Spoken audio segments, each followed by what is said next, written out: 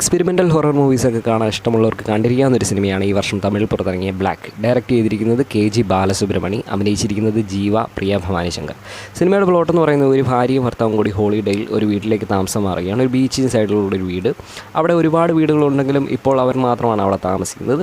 അവിടെ വെച്ച് ആ സ്ഥലത്ത് വെച്ച് നടക്കുന്ന ചില അമാനുഷികമായ സംഭവങ്ങളൊക്കെ ബേസ് ചെയ്ത് പോകുന്ന ഒരു ഫിക്ഷൻ ഹൊറർ മിസ്റ്ററി മൂവിയാണ്. ഒരു അടിപൊളി മൂവി തന്നെയാണ്.